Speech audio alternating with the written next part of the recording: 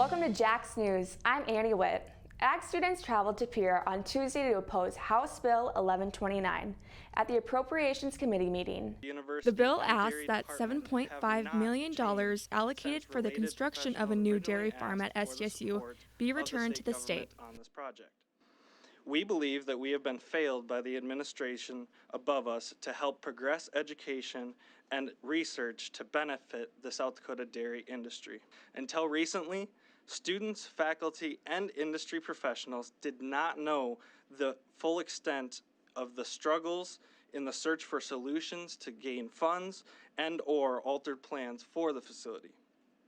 Now that we have been made aware of these shortcomings to this point, we are dedicated to finding short and long-term solutions to the problem at hand. Ultimately, when SDSU came to the board and said we can't move forward with the project as originally authorized, from a board standpoint, the decision was easy. You know, we're 3 years into the 4 years. We didn't think it appropriate to sit on that $7.5 million as we tried to figure out the next solution for SDSU dairy, and instead wanted to be palms up and came to the appropriators and said, you know, regardless of what happens, it's not going to be this project. We studied the situation from every angle, including enrollment trends, cost of operation, in addition to that initial cost, and also things like staffing and the dairy industry around us. We looked at what other universities were doing, and we decided to take a different approach to the education of our students interested in dairy production and revert the funds. Maggie, you and fellow ag students traveled to Pierre on Tuesday. So as an ag student, what was your personal experience going to this meeting, and what have other students said about this situation? So myself and 7 other individuals went to oppose this bill. So we directly opposed President Barry Dunn and Dean Joseph Cassidy in their decision to give the money back a year early. We felt as students that this decision would negatively impact our education, and especially the future education of students that will come after us. We believe that we need a research training and extension facility to better our education with that hands-on training, availability for undergrad research, as well as graduate research, which we're able to utilize in not only at the dairy farm, but also at the Davis dairy plant. In addition, we felt like this was a pretty rash decision in the sense that the task force that was set to plan the new research facility hasn't met in over a year and a half. And so these plans have kind of been halted.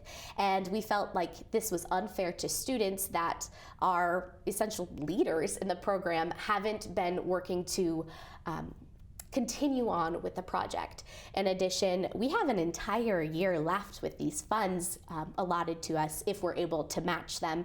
And this summer, we are gaining a new department head, and hopefully she'll be able to really spearhead this project. For the last 3 years, we've been sitting without a department head, and that's been really hard. And that definitely has to do with the fact that this task force hasn't been meeting regularly and coming up with a really direct plan to start construction on a new facility.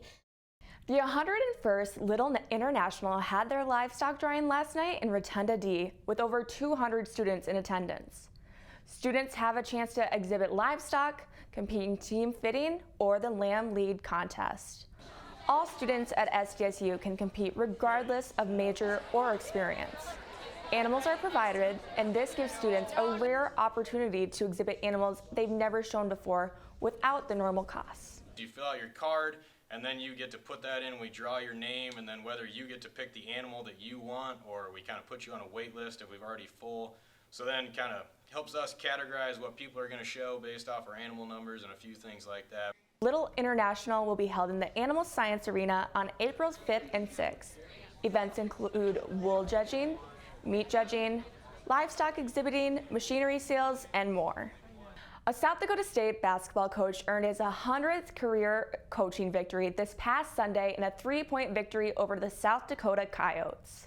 Men's basketball coach Eric Henderson is in his 8th season at South Dakota State, but has only been the head coach for 5 seasons. Henderson has a record of 100, to 46, including a 59-14 conference record.